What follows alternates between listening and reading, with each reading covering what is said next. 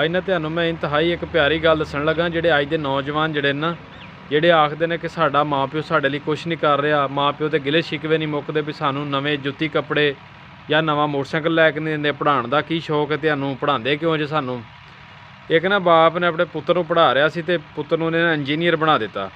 ਲੇਕਿਨ ਉਹਦੇ ਨਾਲ ਹਮੇਸ਼ਾ ਖੁਆਇਸ਼ ਰਹਿੰਦੀ ਸੀ ਕਿ ਮੈਨੂੰ ਅੱਛੇ ਜੁੱਤੀ ਕੱਪੜੇ ਤੇ ਮੋਟਰਸਾਈਕਲ ਲੈ ਕੇ ਦਿੱਤਾ ਜਾਵੇ, ਲੇਕਿਨ ਉਹਦੀ ਗੁੰਜਾਇਸ਼ ਨਹੀਂ ਸੀ ਦੇ ਸਕਦਾ। ਇੱਕ ਦਿਨ ਉਹ ਪੁੱਤਰ ਗੁੱਸੇ ਹੋਇਆ ਤੇ ਘਰੋਂ ਟੁਰ ਪਿਆ ਤੇ ਕਾਹਲੀ 'ਚ ਜਦੋਂ ਘਰੋਂ ਜਾਣ ਲੱਗਾ ਨਾ ਤੇ ਉਹਨੇ ਨਾ ਜੁੱਤੇ ਆਪਣੀ ਜਗ੍ਹਾ ਤੇ ਪਿਓ ਦੀ ਜੁੱਤੀ ਪਾ ਲਈ ਚੁੱਕ ਕੇ, ਬੰਦ ਜੁੱਤੀ ਜਿਹੜੀ ਸੀ।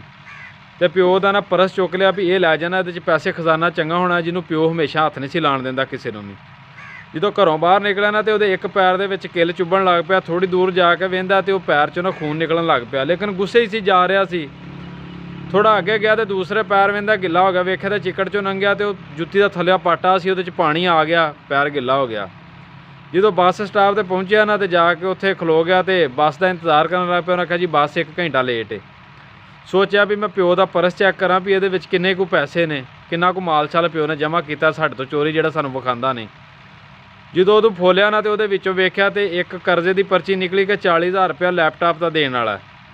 ਸੋਚਣ ਲੱਗ ਪਿਆ ਵੀ ਘਰ ਦੇ ਵਿੱਚ ਮੇਰੇ ਤੋਂ ਇਲਾਵਾ ਤੇ ਕਿਸੇ ਹੋਰ ਕੋਲ ਲੈਪਟਾਪ ਕੋਈ ਨਹੀਂ। ਉਸ ਤੋਂ ਬਾਅਦ ਦੂਸਰੀ ਪਰਚੀ ਨਿਕਲੀ ਕਿ ਇੱਕ ਜੁੱਤੀ ਲਈ ਉਹਦਾ ਕਰਜ਼ਾ ਵੇ, ਤੇ ਉਹਨੇ ਸੋਚਿਆ ਵੀ ਜੁੱਤੀ ਤੇ ਮੇਰੇ ਪਿਓ ਨੇ ਨਵੀਂ ਮੈਨੂੰ ਹੀ ਲੈ ਕੇ ਦਿੱਤੀ ਸੀ।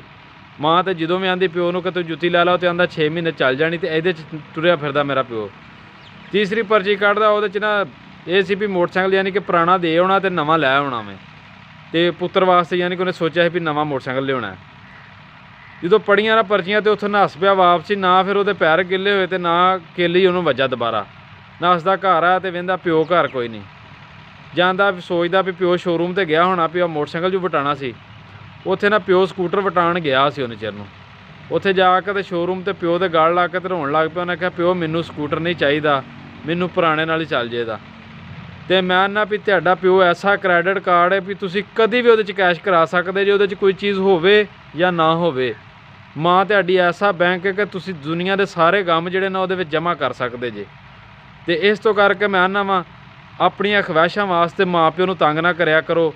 ਇਹ ਅੱਲਾਹ ਪਾਕ ਦੀ ਬੜੀ ਵੱਡੀ ਨਿਆਮਤ ਹੈ, ਜਿਨ੍ਹਾਂ ਦੇ ਕੋਲ ਹੈ ਵੇ ਨਾ, ਇਹਨਾਂ ਦੀ ਕਦਰ ਕਰਿਆ ਕਰੋ। ਇਹ ਕਿਸਮਤ ਵਾਲਿਆਂ ਕੋਲ ਨੇ, ਇਸ ਤੋਂ ਚੰਗੀ ਤੁਹਾਨੂੰ ਕੋਈ ਚੀਜ਼ ਹੋਰ ਨਹੀਂ ਲੱਭ ਸਕਦੀ।